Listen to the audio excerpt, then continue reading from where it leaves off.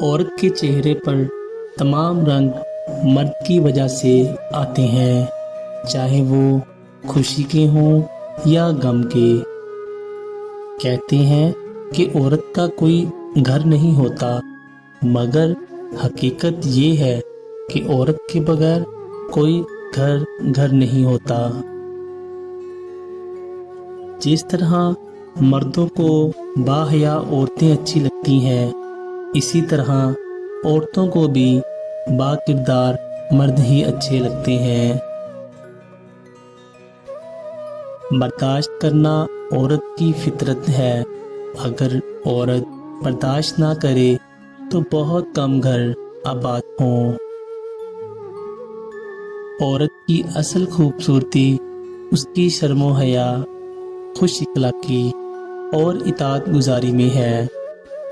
اگر یہ نہ ہو تو حسین سے حسین عورت بھی اپنی نافرمانی، بد کلامی اور بد اخلاقی سے بدصورت لگنے لگتی ہے۔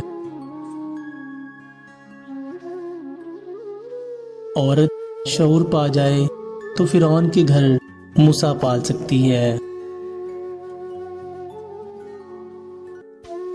عورت کی بدصورتی یہی ہے کہ اس کی خوبصورتی ہر کوئی دیکھے۔ عورت اگر خوبصورت ہونے کے ساتھ ساتھ پاگل بھی ہو تو اس سے محبت نہیں، عشق ہو جاتا ہے۔ مکان تو سامان اور اینٹوں سے بن جاتے ہیں، لیکن گھر بنانے کے لیے نیک عورت کی ضرورت ہوتی ہے۔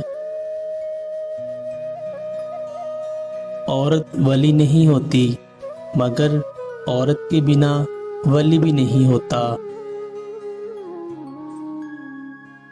ایک بری عورت بے شمار مردوں کو گمراہ کر سکتی ہے، لیکن بے شمار مرد ایک نیک عورت کو گمراہ نہیں کر سکتے۔